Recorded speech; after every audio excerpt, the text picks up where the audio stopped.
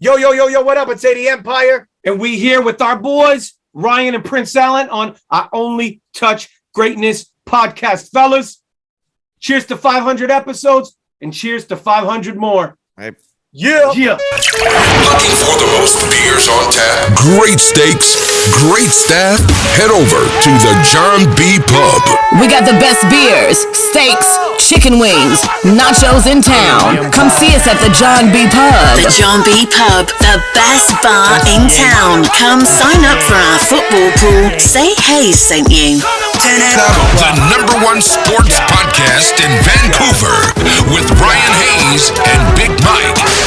Ryan Hayes and Big Mike. I Only Touch Greatness podcast in Vancouver. Get down or lay down. Shot. Original GLO, I'm from the same spot. You in the midst of some. I won't stop fighting, feel my pain. We're gladiator breaks his chains. I fight for everything I gave, and I won't stop till he calls my name. Different managers, some was grimy. In the 1990s with dancers behind me. The golden years, holding my tears. Sipping the old gold at home with my peers. See me on the corner trying to act like you're my homie. Oh, but when the curtain closes, you talk trash, you're such a phony. You talk trash, you're such a phony. You talk trash, you're such a phony. When Swift said he witnessed the two-headed image, I'll admit, I thought it was OB. Where were you born if it wasn't Ontario, and what was childhood like? Yeah, I mean, we were born and raised in Toronto, and then grew up kind of in the GTA of Toronto. Greater Toronto area. Yeah, Greater Toronto area. We loved it, man. I mean, as you know, being from BC, like we're very lucky up here, Canada being a very multicultural country where we represent, we embrace other ethnicities and religions and tastes of music and foods and shit like that. But our parents are Italian immigrants. Yeah. But our parents, like, they had respect for Italian music, like opera primarily. But like other Italian kids were listening to like Italian pop music, not us. Our parents, for lack of a better description, man, they love black music. You know what I'm saying? Like back in the 60s, my mom was walking around in like the Italian neighborhood was called St. Clair. It was College Street, Little Italy, and then St. Clair. But my mom used to walk around singing "Say It Loud, I'm Black and I'm Proud." So our parents just like really got us into black music. And then there's an area in Toronto called Eglinton Avenue West, right off a highway like the Allen Road and the 401 near Yorkdale Mall. And it was predominantly a Caribbean neighborhood, specifically Jamaican. And our dad's a hairstylist, hairdresser. So he'd go down there to get like the products for women's hair at Monica's. And then so he'd get hair products. We'd buy records like reggae records, calypso, hip hop, funk. And then we'd have a Jamaican beef patty and then buy a friggin' case of, I think, of Tylenol. Like it was a one-stop shop for everything, Monica's. But that was where we got our musical upbringing, man, like through our parents, Being Canadian, did you play hockey? I watched it till I died, but I couldn't skate worth shit. Okay. It's funny. As a kid, I tried. We were street hockey players. Yeah. I mean, never ice. It's funny. Yeah. Growing up in Canada, we never even to this day, we're lousy skaters. You know what? Our mom went, look, man, you can't skate. You want to do piano lessons instead? Yeah. No, and I think I took the better. This is a true story. I played soccer and I was a little bit more competitive than Luke. Lucas was really good in softball. He won the MVP. No, but in softball, you won the MVP. And then I loved hardball. MVP. I was a pitcher and shortstop, and I loved it, man. I would give like people the Fred Flintstone when I pitched. Remember Fred Flintstone, like rack. Yeah. So I'd look at people emotion on. But no, man, true story. When we were kids, we had a soccer banquet, and this guy, Mr. Guiney, who was he did the soccer, but he did the hockey. He said to my mom, "Listen, we want your son to play hockey." And I was a hyper kid, And good thing my mom knew how to channel both of us. Like we could have gone the other direction because we were both hyper and really didn't know how to channel our aggression. But our parents, especially our mom, knew how to kind of like calm us down. But my mom's like, she told him straight up, she goes, if my son plays hockey, like he's going to end up killing someone. Because if someone does this to him, he's gonna get the stick. You know, soccer field. He'll take his skate off. Soccer field is different, you know, but in hockey, it's like a faster pace, man. If someone punches you, it's really quick to hit a stick. So our hockey career, it was just on the street playing street hockey, man. Okay. And, we'll get right to this one. Yeah, go ahead. If you were having a dream dinner party and you could invite 3 famous people, dead or alive, who would you want to sit down for dinner with? Each of you can have your own for me, it'd be Tupac. Yeah. It'd be James Brown. Man, James Brown. James Brown. And let me see. I'm trying to think not musical. Does it have to be musical? No. Okay, so I think the first two, my brother, I hate to say it, I think all dead. I think I'd invite Kurt Hennig, Mr. Perfect, man, or Eddie Guerrero. I don't know what. Eddie Guerrero, man. Mr. Perfect and Eddie Guerrero. I ain't gonna lie. I actually got to see Eddie like in where I see him. No, I seen him at a live event at WCW. It was Big Show. I still remember the whole day. It was Big Show. It was Eddie Guerrero. They came with a whole clique, like him, Chris Benoit, and Dean Malenko. The Radicals. Who else? Perry Saturn. Yeah, man. And Chris Jericho. So we seen him. Yeah, we seen him. And the craziest thing is, like, I was screaming, like, "Hey, hey, hey!" Because they was coming from the parking lot. And I seen them. I was like, yo, they didn't acknowledge. They love the villain role so much that they was walking past people like yo, that would be a good one. And they all studied under. Shout out to R.I.P. Stu Hart, man. The Dungeon in Calgary. Yeah. That's where they all got their start, man. A lot of them. Jericho got it. All of them, man. Chris Benoit. What a sad story that is, man. With but like all of them started in the dungeon, man. Yeah. I'm trying to think who I would add as a third, because I want to try to mix it up. But definitely be James Brown and Tupac, because I would just ask them so many stories. Yeah, and for me, it's always Tupac, Seth Rogen. It would be like my comedian because he's from Vancouver. Yeah, and he smokes trees. And then probably Hulk Hogan would be my third pick. Hulk would be a good one. You know what? You know what? I'm gonna go with kind of comedian your way and alive, Dan Aykroyd. Okay. Yeah, Dan Aykroyd is a good one. He's like a blues brother, and he's like one of my favorite films is Ghostbusters. You know what I mean? Yeah.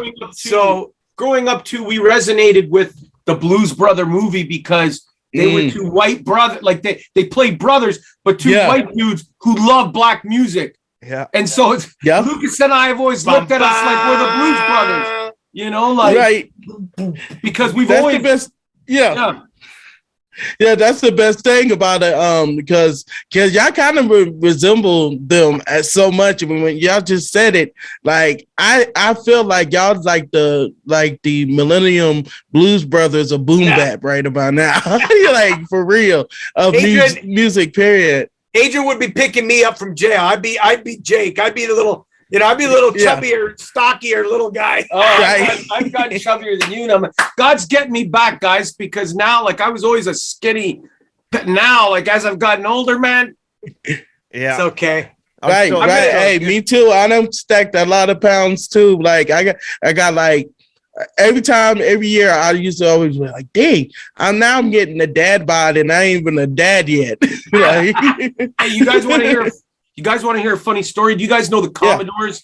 They're that old she's a brick. Yeah. Yeah. That's what what's his name? Lionel Richie's from. Lionel Richie. Yeah. So we work with Clyde Walter Orange. He's the guy singing Brick House. He was one of the main members. So him and Lionel were the main writers.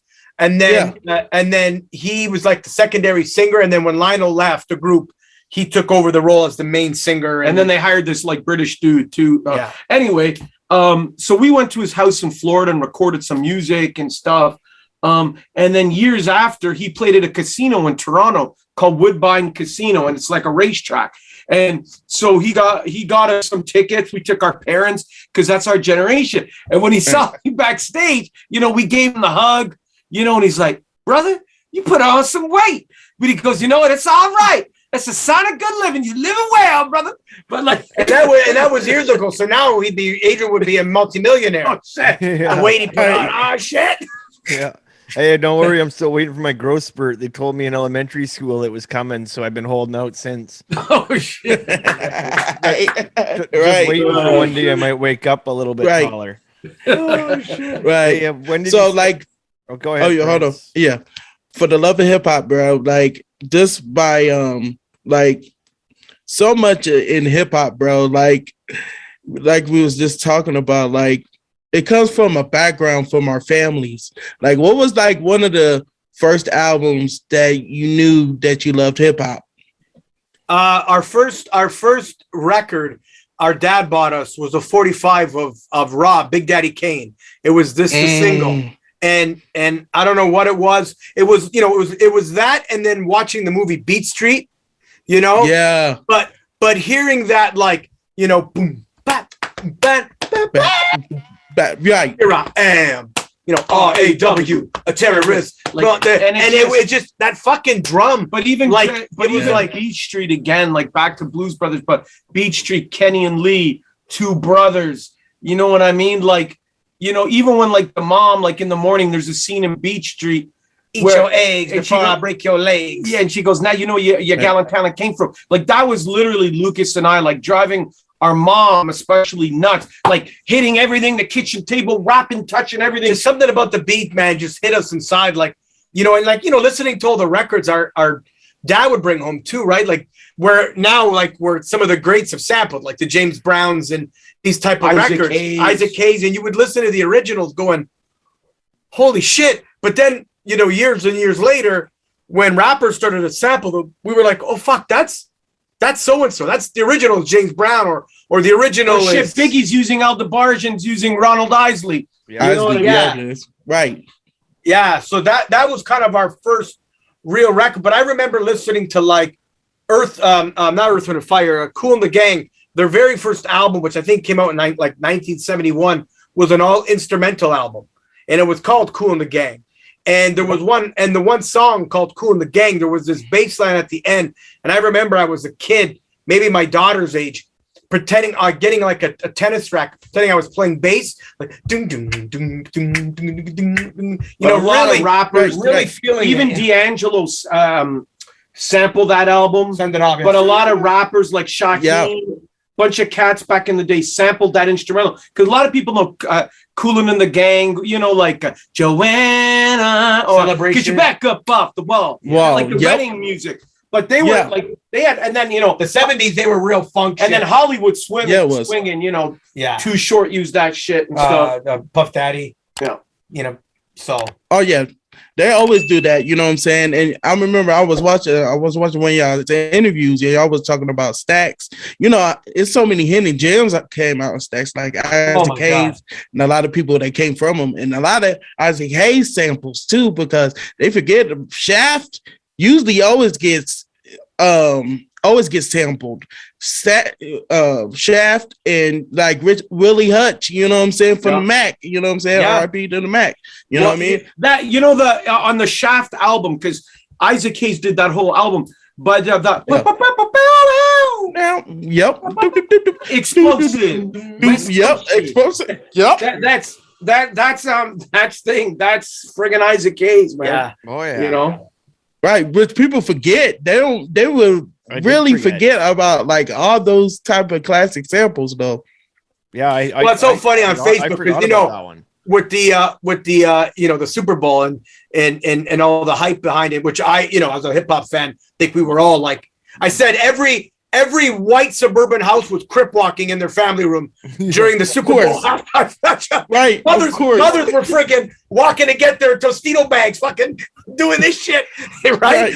Yeah. But I saw somebody on Facebook, Prince. I don't know if you would put it up, maybe not, but somebody put it, and they were like, "Yeah, that's why I like Dr. Dre because he doesn't sample, not like." And I'm going, people, you got to do your history. The guy was phenomenal. Yeah, he used live instruments, live bass players, but certain things or samples, like it was an old French song. I think the bam bam bam bam bam da da da da da, but it was super fast. The original. But the guy, he's a genius on the abstract samples that he would pick and choose and whatever, right? But it was so dope. When did you start taking music serious and trying to knowing that you're going to make it a career?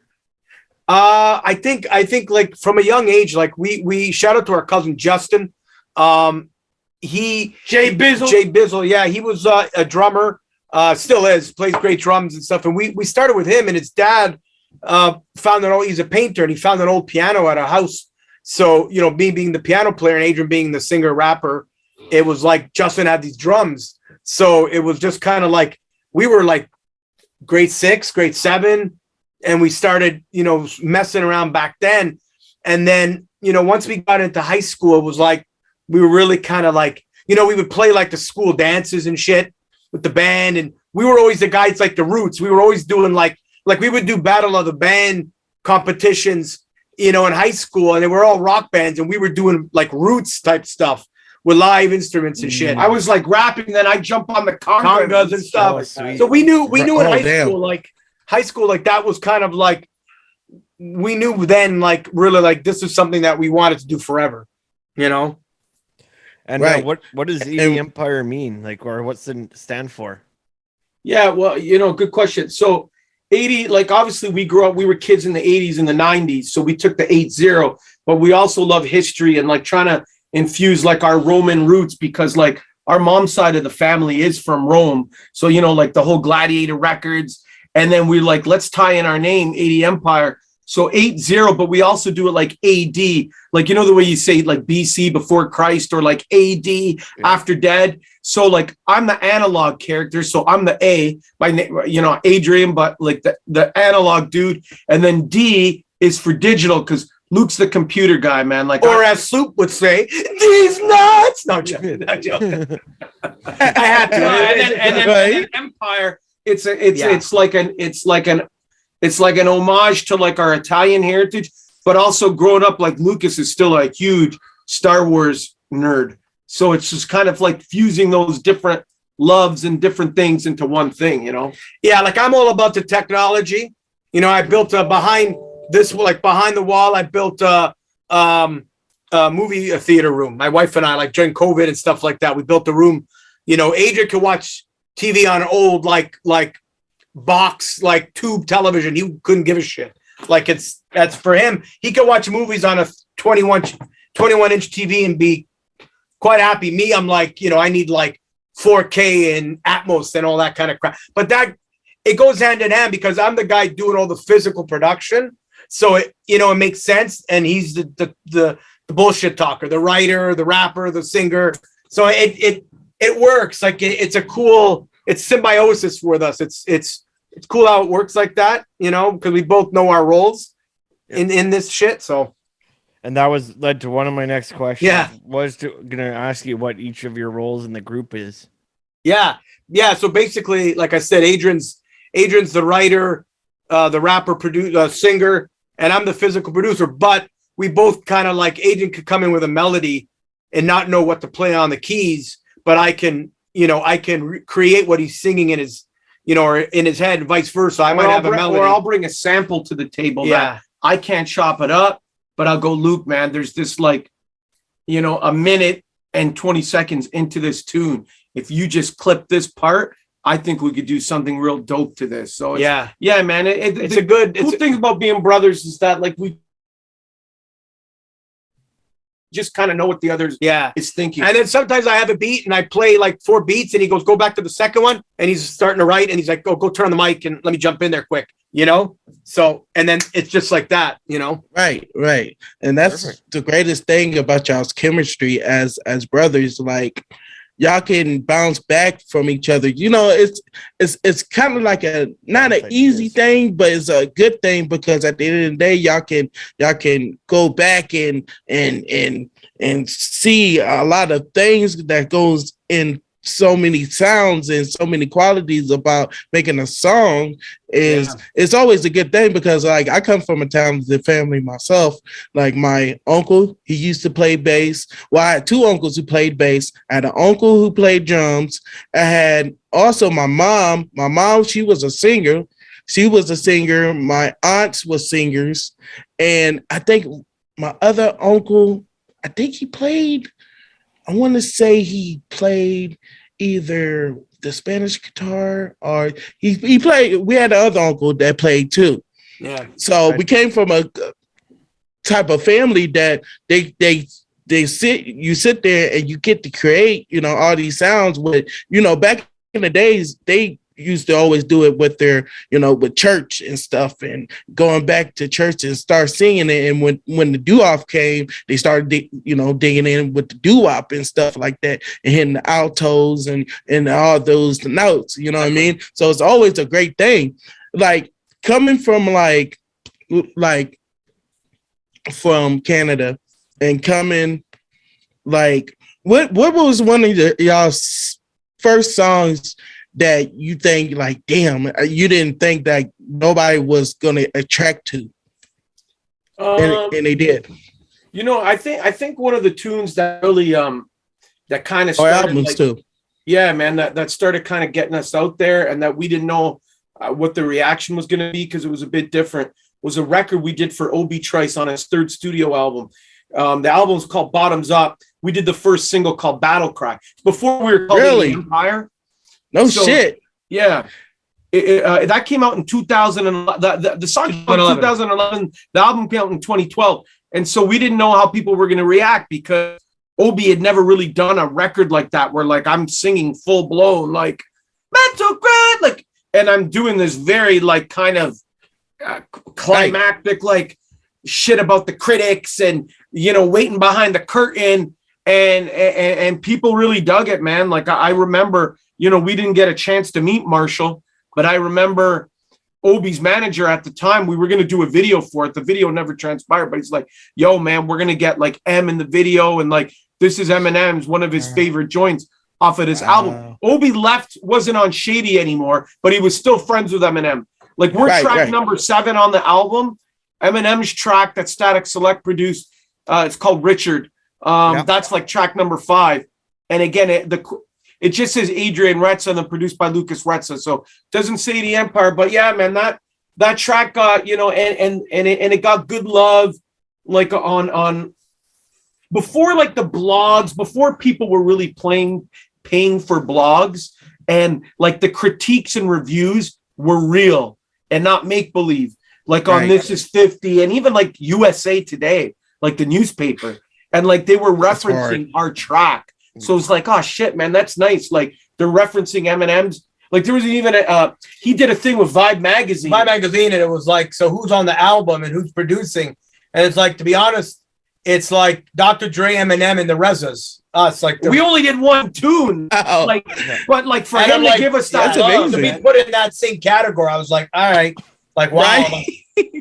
Well, you would never think it's like a dream come true. Like you would never think that you get that, because shout out to Obi Trice, because a lot of people forget he had a little run with the Detroit sound and coming from, he was kind of like, was he like kind of like the first one to be off of Shady?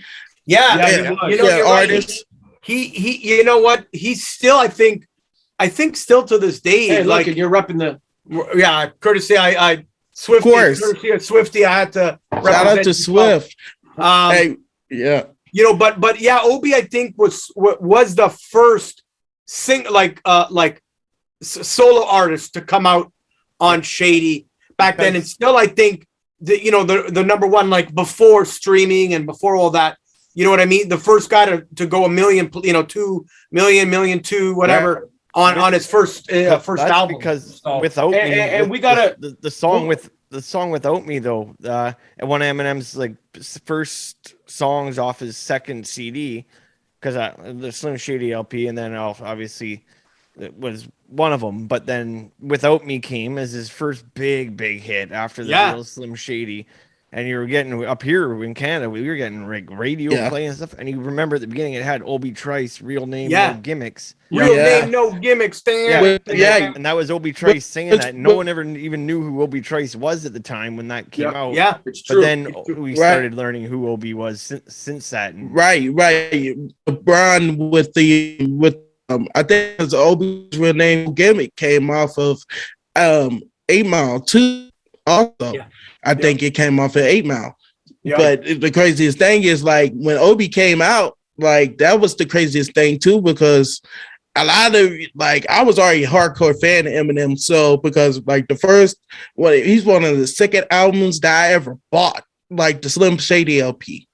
And whenever that came out, I was like, all right, I'm attracted to like now. That's what made me want to love hip hop.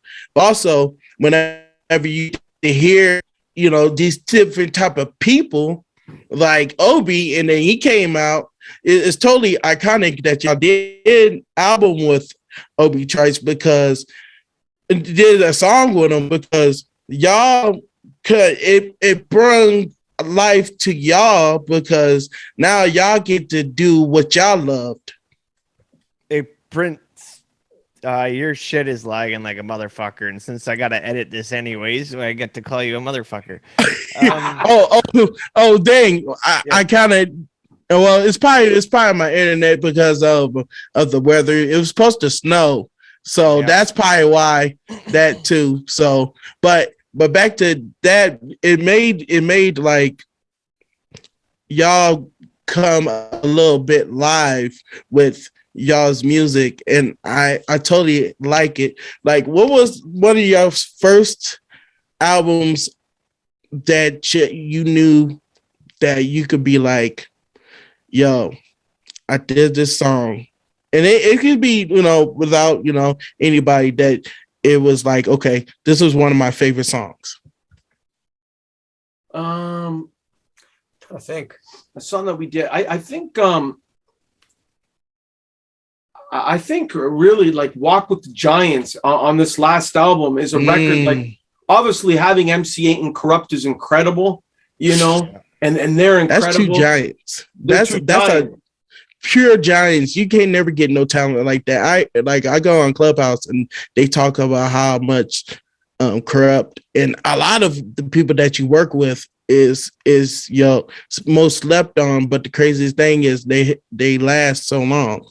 Yeah, absolutely, man. I think that song and even the song and then even like Fallen Angels. I think those are two records that, like, you know, they're on the album. They're both singles, but I think those are two tunes that, like, a lot of our songs have legs, but they're songs that, like, those I know are going to be used in like a video game, specifically Walk with the Giants, or like some sort of like sports game or like documentary, like Walking with the Giants, and then even Fallen Angels. You know, that could be like anything, man. Like Street Soldiers, like people who've lost. So those are two songs that I know that right now they've gotten love because of the album, but I think those are songs that, like, when Luke and I least expect it, like some great opportunity. And I think that's the thing with like the import. Some people just drop content because they're treating their music just as that, as content. They don't really care about the music. I don't think we really care about the music. And the point with us dropping more and more is not as a show off thing to go, look what we have now. It's more of a thing like to finally kind of get something, and it's happening already organically, but to get the kind of crack the algorithm to go, okay, shit, now it's just happening where, like, you know, Prince, and you're one of those cats, man, who, like, you really listen to our music, and we're like, and we really, from the bottom of our hearts, man, like, really appreciate that stuff. So yeah, because hey, it's about hip hop. You know what I'm saying? That's the thing about hip hop. Like, it doesn't matter like what you hear. Like, as long as the song is good and the album is good, it doesn't even matter who's on the album. You know what I mean? Because at the end of the day, like, this is the thing. That's why I loved about hip hop and used to always look at it, because it makes it when it hit, it feels no pain. You always feel like you could always be a part of something, even if you're not trying to be in it no more. You know what I'm saying? Like me, I always wanted to be a rapper, but then I was like, no, fuck it. I'd rather just be a part of it and push the culture more than anything. Yeah. And that's what y'all do. Y'all push it and y'all test each other because y'all got so many styles. And shout out my boy B Styles that I heard that have so many. You could put reggaeton, you could put a lot of these, you know what I'm saying? These type of vibes to a lot of parts of a track, you know what I'm saying? It's totally crazy to me because if you really look at it, it's a lot of producers, which I'm gonna get to right now. It's a lot of producers that some of them get it, and then it's not too much. What one of the producers that you can say, yo, I idolize, you know what I'm saying? Which producer inspires you the most? For me, when y'all make these albums. Yeah. I mean, I love a lot of producers, you know. I would say like Dr. Dre is one of my inspirations. I think the Neptunes. Right. Neptunes. You know, Jay Dilla and it like really mastered that, you know, and Dre as well. But the Detroit sound in that West Coast sound from Dre was very similar in ways of the drum patterns, but Jay Dilla really mastered that, like that that MPC, like the drums sound off, but they're not off. It's that pocket that, you know, nowadays, you know, it's just right on the beat. Everybody want to add. Yeah. No, you know, Just Blaze is incredible. Ninth Wonder. I mean, there's some, Pete Rock is another one, like one of my favorites, you know what I mean? But I would put Dre, for me, Dre would be on the top because when you hear, like, again, like, you know, we've all heard Still Dre a million times in these records, but when you hear it sonically, you know, like, it's just, there's something about it that it's like, you can't explain it, you know? And it's like, but again, I was watching, funny enough, yesterday I was watching, on YouTube, it popped up. It was from the Defiant, what was it? The Defiant ones? Defiant ones? And it was, Jimmy Iovine and him talking about that album, and the album was done, and Dr. Dre makes a joke and he goes, Jimmy Iovine said, you know, in that classic, we need one more record. Yeah, you need one more. And they're all like, fuck, one more record. Like, we got all these tracks. Right? He goes, because what you come out with first, you want to have such an impact. It's going to affect the way people look at you for years to come. And then they came up with fucking Still Dre after that, which is so cool to me. And he goes, but that's why, and Dre said it to him, that's why for new artists, and they don't do this anymore, because it's all about quantity, not quality, right? Right. If the album takes 2, 3, 6 months to a year, take the time to fucking do it right.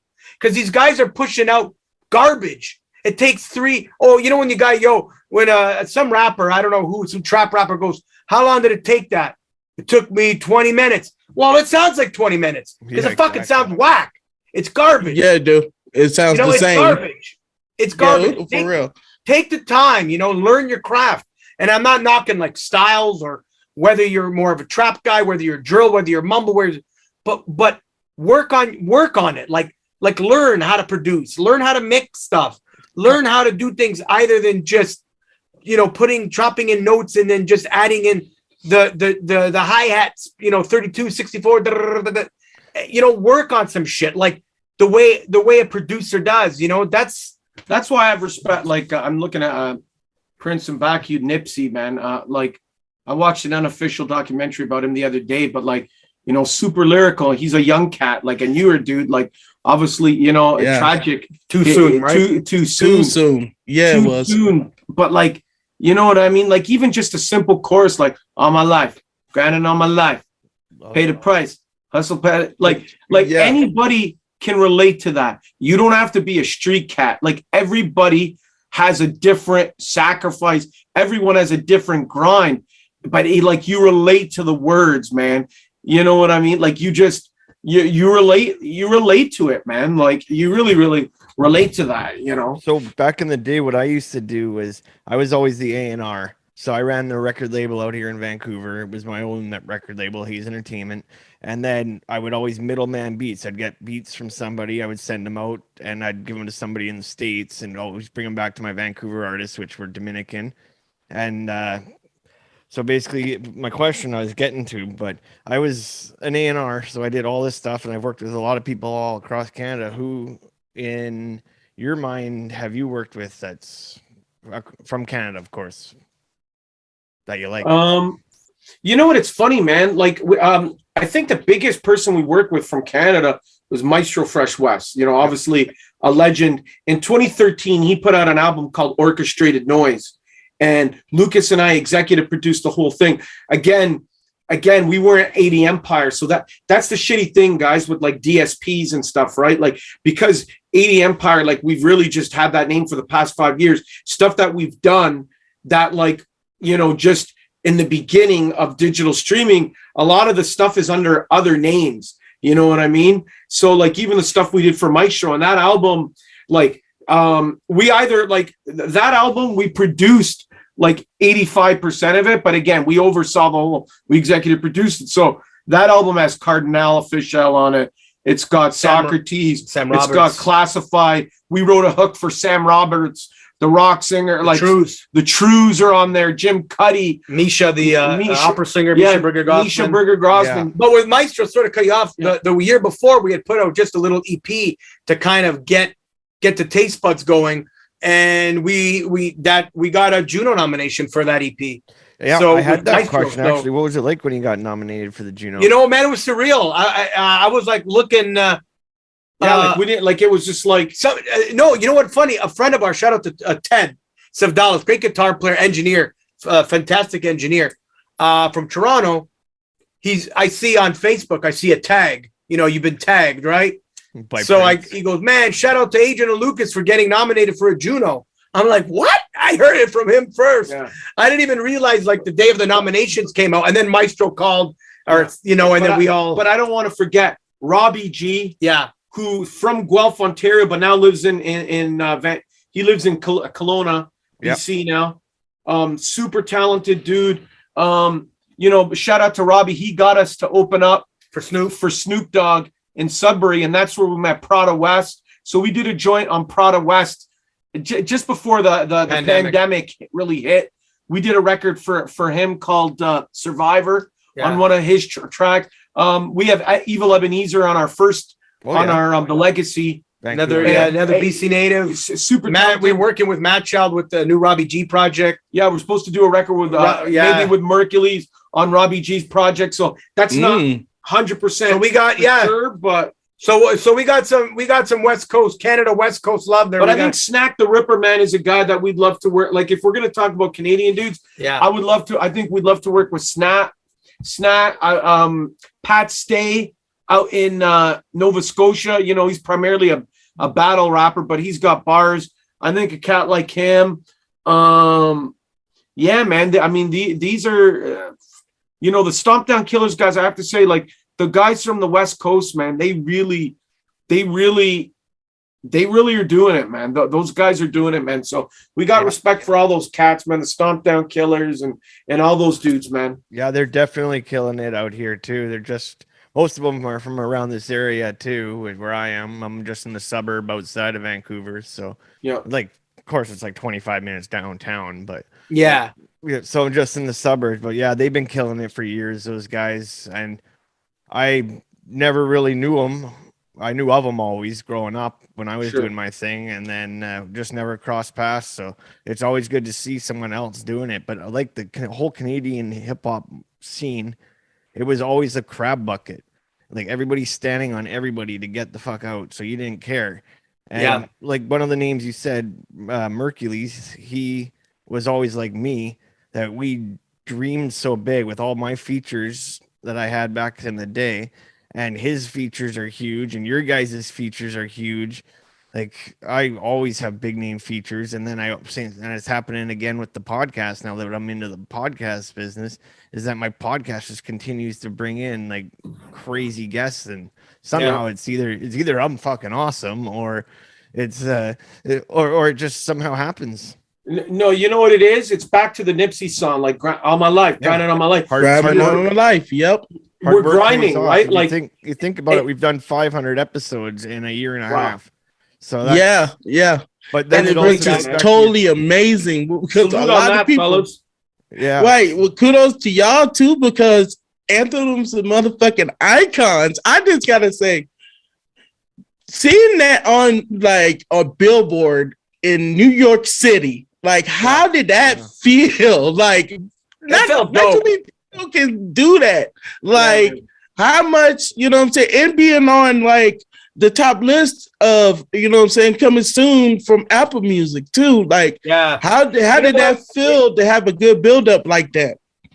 It felt good. It was bittersweet because of COVID. We couldn't go down there. Like, you know what I mean? Like we wanted to go down and drive down and be there, like to visually to, you know, see it. But, you know, for us, and it's so funny because I think even you mentioned it once when we posted it, like, so many people said you can't get more New York. Like the people that are filming it are like, get the fuck out. Like somebody's getting in their way. When they're about to put it, you can hear the New Yorker like saying, get out of my fucking way. Like it's just, it's like perfect. Yeah. You know what I mean? But for us, typical like, New York, but it's perfect. Right. I understand. Yeah, probably a guy on a bike. It was probably a guy on a bike yelling it. Probably. No, but it's a cool thing. Like, you know, 3 years before that, I've taken my wife and kids there for a vacation, you know, and we're standing there. And then, you know, 3 years later, our faces are up there, man. So I think it's just, man, like really our mantra, like, you know, the Gladiator mantra, it's just really to keep grinding. And I think with all of us, like, look at you guys, 500 episodes deep, you know, cheers to another 500 and another 500 after that. And I think we just got to keep going. And I think we can't be too comfortable in what we've already achieved. Because I think all of us collectively, what you guys are doing in the podcast game, what we're doing musically, like we just got to keep, like, we can't be happy. Like we just got to keep going. Right. We got to keep going. And then there's going to be that one episode or that one guest, and the same with us. It's going to be that one song or something that it just like, then it just like really changes the game, you know, where with you guys, it's just like getting a huge sponsor or something, you know, the one with that us, happened. You know, with us, it's like someone saying like, yo, I heard what you guys did with Crook or with this guy, with that guy. Shit, I want you guys to do my whole album. And it's someone who's like, you know what I mean? Like is really gonna to wave the flag. That's why I got to give shout out to Swifty, man, because last year we put out an album with him and he titled it, this was his decision to call it Swifty McVeigh Presents 80 Empire. I mean, shit, D12, they sold over 10 million records, you know, and then he did a tape and like we produced a track called Dead for one of our favorite rappers of all time, Trick. And we produced a beat and it's just like, yo, shit, man. And then now we have this other album with Swifty called Grey Rose. It's mixed, mastered, guys. Wow. It's like 26 songs. I can't wait. You know? I can't wait for that because shout out to that album too, because that album was real good of Swifties, because I couldn't stop playing that, and Anthems and Icons been on my list. And I mean, the whole discography, like y'all really kill it. Like I was just listening to a song, I think it's Ali Vegas. Yeah, and it's Ali crazy Vegas, because Ali Vegas was on Into Deep soundtrack, which is nuts. Y'all had that. I think it was We Young something. It was While We Young. When we were young, we were young. That vibe last year was Sha Money XL produced the whole thing, so we got 2 joints on there. Sha Money, Sha Money produced the whole album, and then Adrian, where Adrian's singing on 2 of the tracks. But we have a whole shout out to actually Ali, man. It's his birthday today, and God bless him and his family. I know they've gone through a little bit. You know, there was a loss in the family, so our prayers out to our brother Ali, man. But today's his birthday. But we have a whole project with Ali, man. Like we have again, and it's like he's from Queens, Jamaica, Queens. So this shit's like really like it's real gangster shit, man. And then he wanted to infuse a lot of like the Italian stuff because like we even have our uncle on one song who knows a lot of characters, and he's like it sounds like it's straight out of a movie. It's like an interlude. Godfather. Yeah, man, it does, because our uncle talks like that. He's got a voice like that, and so it's just like people, if they listen to it, it's just, yo, man, like the shit. Yeah, it sounds like Godfather type shit, but yeah, man, Ali's a brother, man, and talented dude, man. Yeah, him too, man. He was on the In Too Deep soundtrack. He was signed to Trackmasters, Kid Capri, and Nas, then walked into Columbia Records, and then everything kind of. His story is a lot like Luke's and I's, where like. We had the biggest manager, Chris Smith. It's managed Nelly Furtado. We were signing Universal. Interscope was going to get involved. We're talking early 2000s. And then we sat around, guys, and did jack shit nothing. And the thing is... Yeah, I understand, because I did that too, so I know it. Crazy, I know how that goes. Crazy, man. You know, and that's why we've put out so many projects really in a short window of time, because of us always being held hostage to situations, but then also starting Gladiator Records and trying to invest in like young talent. But we saw that investing in talent, like they don't want to work as hard as we. So we're like, no, that's the hardest part, getting somebody to fucking work like we do. You know, because you ran a label, man. Yeah. So you know, man. For the last, like, I would say for almost a good 10 years, we've been, and you know, obviously we were the guys behind the music, producing it, co-writing it, but we always kind of sat on the sidelines in ways of, you know, put these artists out under Gladiator. They win, we win. We try to push this or talent. Under other situations, or under umbrellas. Exactly. And we were seeing that, you know, people catch amnesia real quick. Number one, you know, of where they were before and coming and going and whatever, and that's fine. But we were seeing that like time and time again, and going back to my nerd shit under the name Digital and whatever, you know, Obi-Wan Kenobi says it in episode 4, who's the fool himself or the fool who follows him? You know, we started like, are we the fools? Because we're investing a lot of time, money, and effort on people who are inappreciative, who don't really give a shit, who are that era of like, talent is not enough, where, you know, you got to beg and plead to post on social media. You got to like constantly remind people to, you know, promote their own stuff. And if they're not willing to do that, forget it. So, you know, if you guys don't rep your podcast, how are people, no one's gonna how are people going to believe in and a touch of great, only touch greatness podcast? Like, you guys have to rep it like it is only touch greatness, because that's the way you're going to be able to convert us to be part of your movement. And the same with us. And that's what artists, young and old, because we've worked with old artists too, and I'm not going to name names. Some of them, like in Canada too, like not Maestro. Maestro's incredible because I know we talked about him earlier, but like other artists that we've worked with in Canada who had names and shit like that, and we're like, just don't rely on your name. Like people don't give a shit. Well, you gotta like rep this shit like it's right. That's this is true. your last breath, man. Like again, grinding on my life. Well, and also a lot of artists, like ones that are, you know, artists from like back in the day, let's say, you know, they live in that world where they still think like a label's supposed to do everything for you. That shit's over. You know, there's only a select few of artists that get all that label treatment, and even then, you know, they're only looking for the ones that have already created their own million followers plus, and this, that, and the third, right? So if you're not grinding your own shit, like he said, it's like, you know, so it took, so for us, like the pandemic was, you know, obviously it was, you know, not to get into all that. We got sick. People know we survived. Adrian was hospital. We made it through the storm.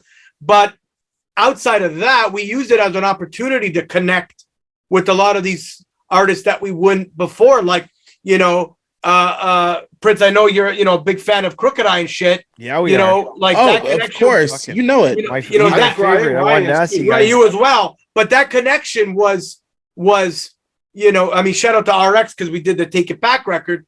But oh yeah, shout out to RX. You know, shout out to Ray, man. Yeah, but that connection was like, I remember, man, it was January of 2020.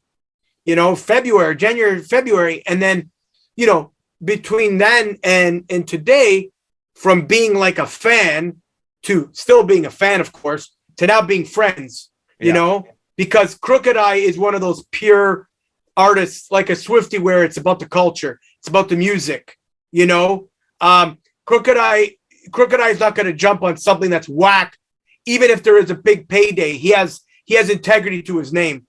Crooked Eye can teach a course at Harvard University, at Yale, about wordplay and how to use the English language and how to turn a run-on sentence but make it work, like a rhyme and then 3 rhymes in the middle and then bring it back to the original rhyme. Like that's what type of a guy he is, and just an incredible human being. Like I told him. So Ryan, what were you saying? Yeah, I've actually had Crooked Eye on 3 of my songs, so I've worked with him. He also one time I middlemaned him a feature, and he returned the favor by giving me free tickets to Rock the Bells in Vancouver.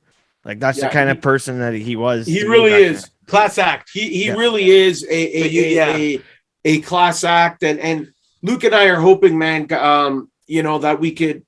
Now we gotta again, like obviously, because I got really sick with COVID, guys, like blood clots, everything, man. Like my life was flashing in front of my eyes, literally. But now I'm feeling better and stuff. At some point now, Luke and I have to come to, like, we have to travel again, like to break bread in person with everybody, you know, to do videos, to do more music. Because the border's open now, so we don't have to do our everything's exactly, you know, because before this too, man, we were building with the like, shout out to Tony De Niro, like we were really building with the Black Soprano family, and then all that got halted. I've seen that. Shout out to Ballistic Man, because y'all got some hidden gems off of that. Guilty too, with man. With him and Rick Hyde and hell with you know, Legacy with Kanye, you know, with the Machine, you know what I mean? Yeah, we have another record with him and Benny called Welcome to the 716. It's the area code of Buffalo. So yeah, man, like we almost feel like we were part of the Buffalo scene more than Toronto, because now we live near Niagara Falls area. Yep. So it's just like literally, man, it's closer to go to downtown Buffalo, guys, than it is to go to like Toronto or to Pearson Airport in Mississauga, where the airport is. So it's just like, you know, but now things are opening up again. So yeah, we gotta start traveling. Get on those planes and I might wear a gas mask. Buffalo Bills fans, or you know what? I'm a fan, but I'm not like, I'm a bandwagoner, man. I'm a Super Bowl. I don't care who wins. I just want to eat food. And you know what I mean? Like, I'm just like, right. Ain't nothing wrong with eating food, bro. This year Super Bowl. Yeah, this year's Super Bowl, I didn't care who won. I was cheering for Dre. Yeah. I was cheering for Dre, Eminem, and seeing Anderson .Paak on there doing the drums, and seeing freaking 50 upside down. You know what I mean? I was living. There was no Tupac hologram. I know, right? Yeah. Listen, when people were kind of, that's what we thought. Maybe Tupac and maybe Eazy-E, maybe Nate Dogg. That's what we were thinking. That's what I was thinking too. I understand. Yeah. Yeah. But you know what? I looked at it too. I'm like, man, I wanted to hear more. I wanted to see more. But you're like, all you get is like 13, 14 minutes, right? Like, yeah, you don't get that much. You get like 13 minutes and then that's it. I think Dre, he did the best that he could under the time restraints. Well, yeah, and he like, it had to be perfect. It's Dr. Dre. Yeah, right. Absolutely. And it's free, right? They don't get paid for that, right? Obviously, Dre paid him $7 million. But they don't get paid. Dre put in, like I heard he put in like $7 million of his own money. Yeah. To make it kind of, you know what I mean? And that's why, like, people ask even Mary J, like, why did you do like no drama? And she was like, why didn't you do Real Love or some shit? Like, and she's like, well, because one, I got to do a Dre joint, so I had to do, what's the track called again? Family Affair. Yeah. Yeah, and then she go, no drama, because like what the world's going through, no more drama. Yep. Like let's, you know what I mean? So she go, it made sense. And plus with everything going on in LA, which, I'm saying, shout out to Kendrick, because he did the same thing with Good Kid and Mad City. And also, bringing We're Gonna Be All Right, because LA is going to a tough, difficult time too. Yeah, exactly. Guys, what's so cool? Our mom's going to be 71 in another month. and our mom texts us. We call my mom Gangsta P, and Shout out to Gangsta B. yeah, man, shout out to Gangsta P. So Gangsta, she texts us. She goes, yo, she goes, that the performance was incredible. She goes, Kendrick Lamar, he's a genius. It's a 71-year-old woman who was born in Italy saying this. So this is how music transcends color, transcends where you're from, what neighborhood you're from. You know, people can feel, people can resonate with talent, and can people can resonate with different people's experiences. You don't have to grow up on the same block to recognize authenticity in someone's art, man. I know, and then to find out even Jay-Z was behind it all. Yeah. That's the part I didn't. You know what? You know what's so funny? I watched the dots until later.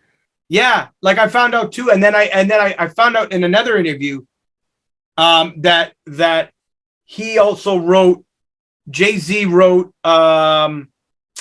like he wrote Snoop's verse as well. Yeah, I didn't know that. On Still Dre. Yeah, and Snoop's in the interview going like, Snoop was in an interview not too long ago, like a couple years ago, was like, couldn't even front, like that was a dope verse. I'm like, nah, man, if Jay comes with a dope verse, I'm gonna rap it. Yeah, him and DOC were like, yo, I guess he did what we came up with. Yeah. Right. And then Eminem, nowadays everybody he demoed that to originally have Snoop do it. But Dre goes, nah, man, you sound good on it. That's your song. You and me. And then he did, next episode, Snoop. So I love hearing shit like that. You know what I think about? Gotta be one of the best albums of all time. 2000. Without question. Without question. That and All Eyes on Me are my two. Yeah, man. Yeah. And another Tupac, like I could put on shed so many tears right now. Yep. And just start tearing up. It doesn't matter why. My actual favorite, the best one ever, was obviously All Eyes on Me. But my personal favorite was Me Against the World, because that was the last real Tupac. But right. And then which I got the that one he turned into Shugs. Yeah. Which I got that. Yeah, I got that vinyl because I was like, yo, because it was crazy because me and M is kind of like similar because he got like a collector's items of cassette tapes, because cassette tapes and vinyls is coming back, and which y'all DJ too, so we got to talk about that too. And I had to go grab these, and I got so many because I still got to get Eminem's whole discography and Dre's and Snoop's and like hell, even James Brown and shit. You know what I'm saying? Like, when you get those type of CDs, you know what I'm saying, or album covers, you always wanted to get them. But I never had those, so I was like, yo, we want to go ahead and get them. Like, one of my favorites is always going to be Doggy Style, because that was like the first album I ever heard. Classic. Everybody always loves the album when you start having sex, right? Because you'll always remember what songs you started getting laid to. Absolutely. Yeah, of course. Which y'all did hold on. Which y'all did a cut off of, with Jadakiss off of the Legacy album, which how dope was it, doing that? Because I know y'all mix up with y'all DJ skills too, Lucas. So how dope was that? It was cool, man. Shout out to Agrid, Cassiopeia. He brokered the deal. He brokered the deal. We had this track, Make Money. We've been friends for 10 years plus. And we said, man, that would be dope. Because I said, I know you have a Jadakiss connection. And he just said, well, let me see what I can do. And he goes, and that was it. It was that easy. It was like, all right, we need the verse. We got the verse. So it was super dope to just have that. Because, we put that out. And then just before that was the which is arguably the best versus battle still to this day. Right. In just the way of like the history of hip hop, right? Obviously seeing Big Daddy Kane and KRS-One was incredible, Funny enough, it was like anniversaries, like Versus came out and then we dropped the Jadakiss record like a month and a bit after that, or in that few weeks. And then KRS-One and Big Daddy Kane's was like in November, and then we dropped Anthems and Icons, Anthems and had, Icons, yeah. you know, the teacher. So, but you know, having some of these guys, right?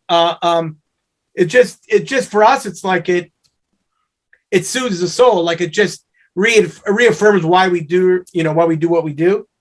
You know, it's fucking cool. You know, as lovers of music, like, you know, for us, it's like, you know, hearing Adrian rap, you know, with KRS-One and holding his own, it's, to me, it puts a smile on my face, you know, especially when he went through and then seeing him in the booth, which is just around this, you know, corner here, hearing him do it like that verse, you know, he did it with a collapsed lung.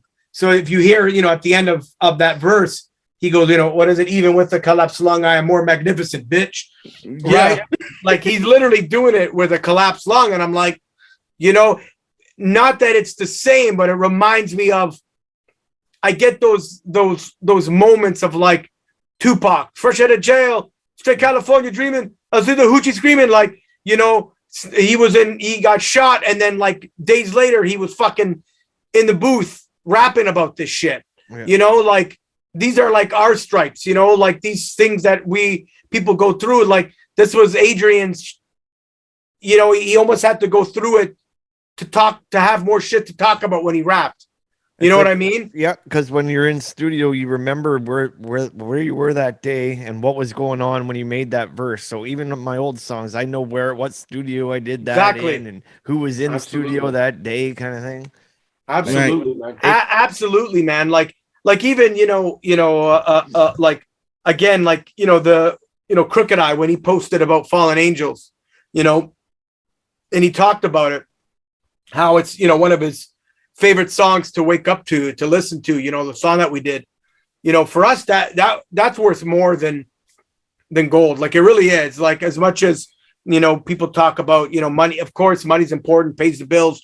It keeps the lights on we both have, you know, married with 2 kids each and stuff like that. And that's obviously important because that's how you continue to do this, by making money. But when you get quotes like that from you know, from real legends and people who are part of the culture, you know, it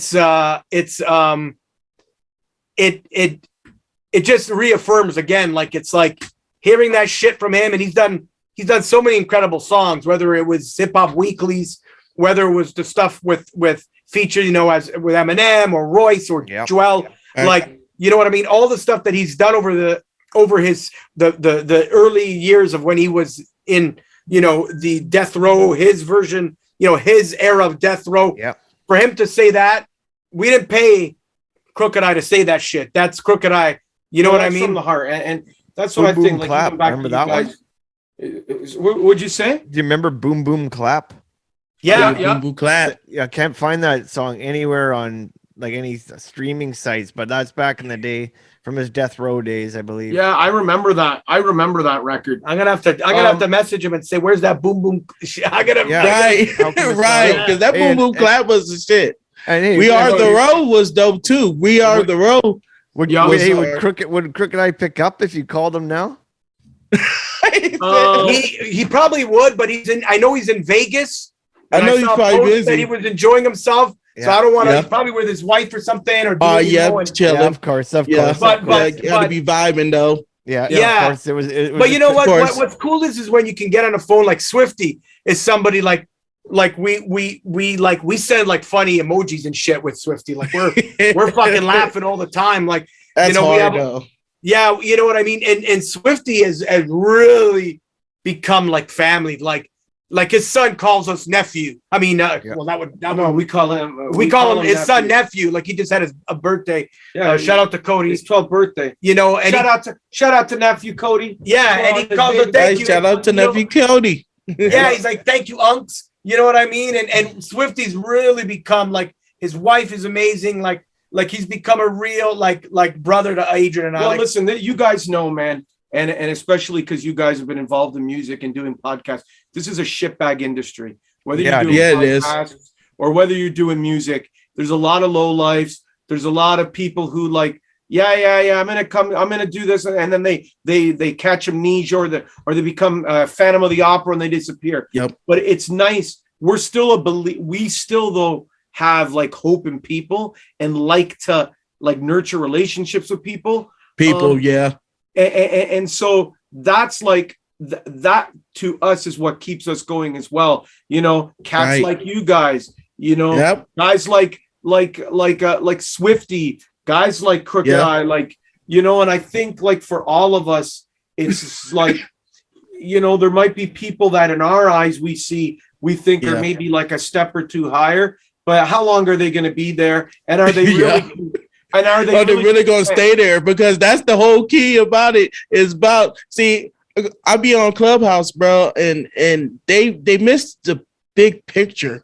It doesn't matter who's there. At the end of the day, as long as you make them grow, whether you like it or not, that's what it's about. It's about the culture. You know what I'm saying? And it's never about, you know, who got this, who's on top, and nothing like that. That's the difference between Eminem and Drake right now, because they don't think about that shit. They thinking about the culture more than anything, because they can go rambunctious, but what would they do? Because at the end of the day, it's about the culture and bringing back what that we love to do is music. And a lot of people forget about that. But you know what's so crazy is I had to tell y'all this.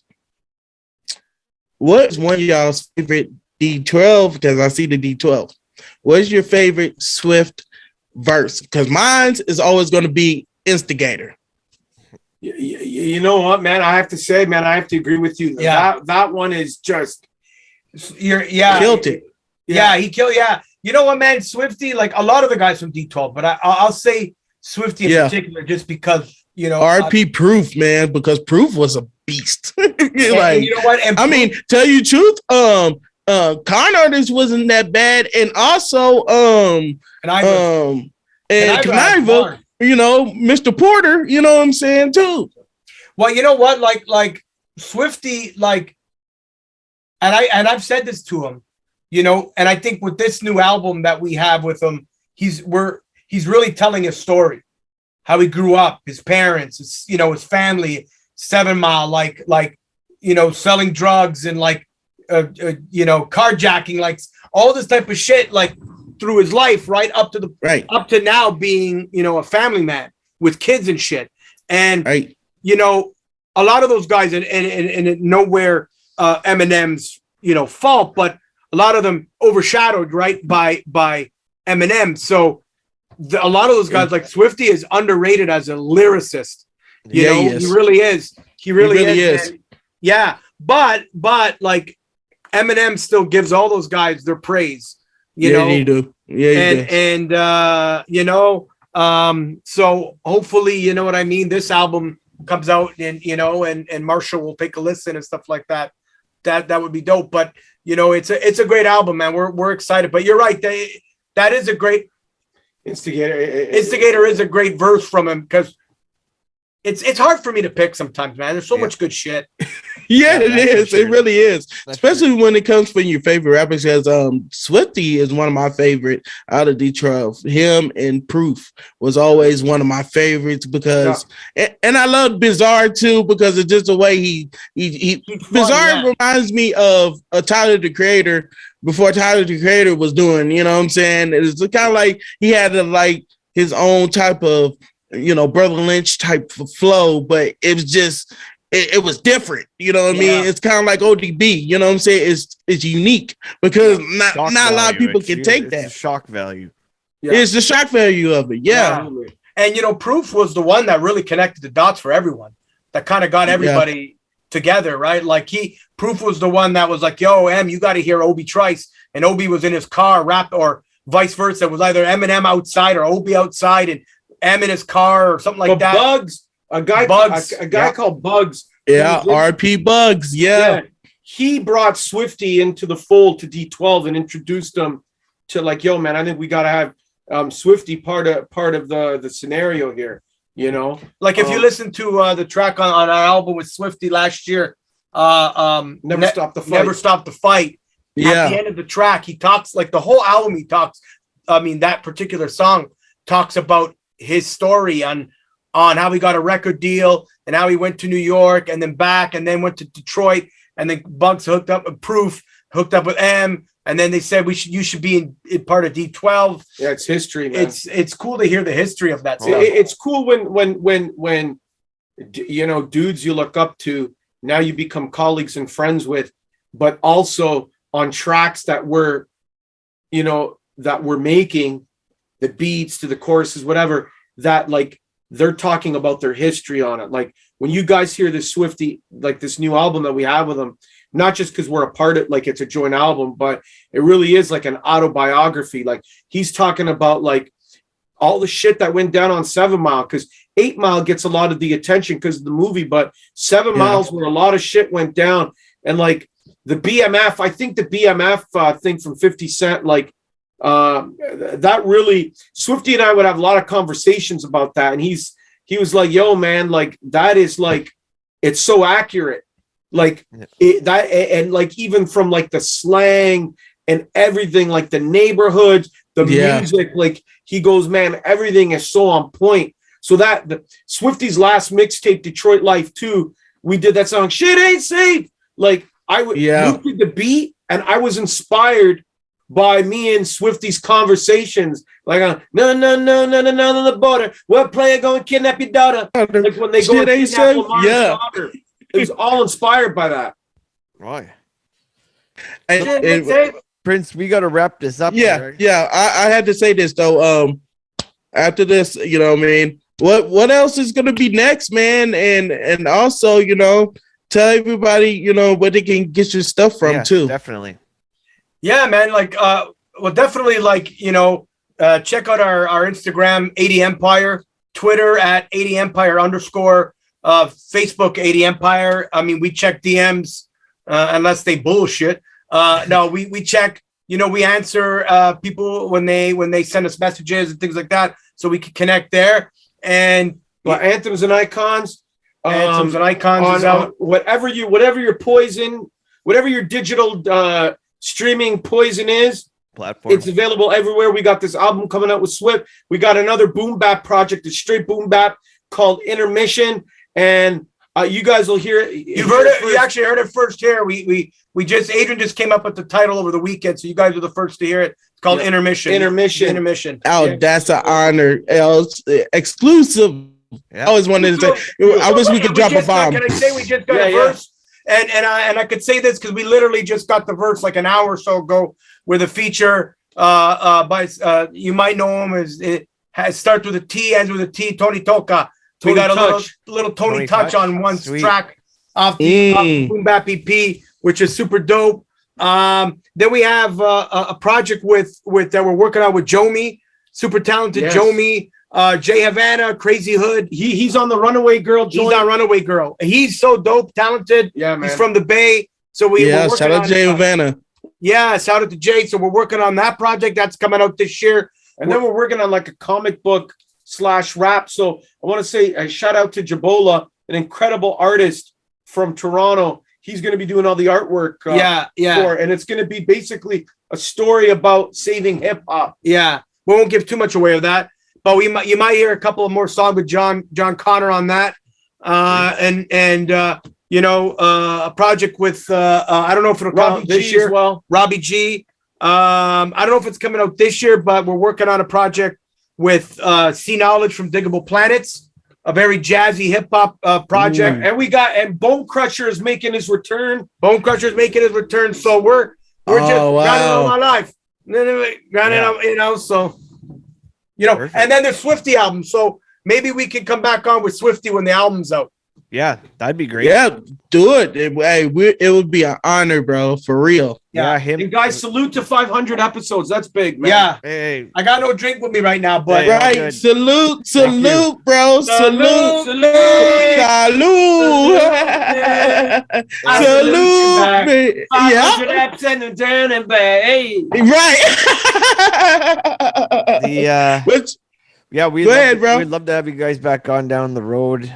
It's an honor. To. If you let us know. With Swift, once the album is out with Swift, you just let us know. We'll come on with Swifty, man. He's a great guy. You guys will love him. Like and just he's a real brother. Hey, it'll be a dream coming from being a fan of that, not just Eminem, the whole D12, because I went and bought those albums, and that's another one I need to have on one of my vinyls collections, because Devil's Night Devil's World Night was one of the most downloaded bootleg CDs back on LimeWire days. I did it. I was one of the first ones to say I got that motherfucking CD from that, and then I went and bought it twice. I went and bought Devil's Night twice, exactly, just because how dope they were. Well, I do a quick thing, and then I know we got to wrap it up. But it's like it's funny, like even me with the home theater, right? I got a lot of Ultra HD movies on a hard drive. Somebody said to me, "Hey, how you have those things?" And I said, I bought those things as DVDs. Yeah. Some of them I bought as VHSs. Some of them I bought as Blu-ray. So I've made them fucking money 3 times over. So now I have it on a hard drive. Right. Right. Yeah, exactly. Can't get no better than that. For real. You couldn't get no better than that. That's the love of what you love doing. You love doing that shit because that it takes you back to when you first fell in love with something like that. Like you can't beat it. Like I tell people, like if they do it for the money, it sucks for them because I don't know how they're gonna get any. You're not gonna get that much from it, especially if you're not. It's not built into you. It's actually got to be built into you. A lot of people forget about that. So it's always great to have that. So much love. Thank you. We're gonna call this off air going forward here. This is all because I was gonna end it with this, Prince Allen. You got the juice now. Because I saw the poster, you got the juice now, man. You see it. You see it. I wonder if y'all saw it. Listen, one of the best. And that's another thing. That's another thing. I got. You know what's so crazy? Okay, I got juice right here. I'm trying to put posters up too. Because I always love posters. Yeah, I got juice in here. I got Harlem Nights in my bedroom. I got Harlem Nights and House Party. Oh, fucking House Party is classic. All classic. Of course.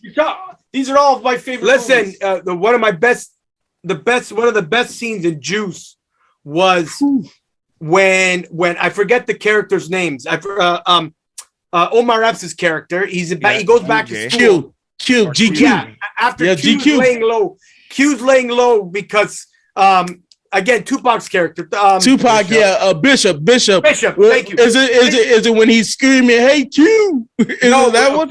No, he shot his friend, and he's like, "Well, he's gone off." Right.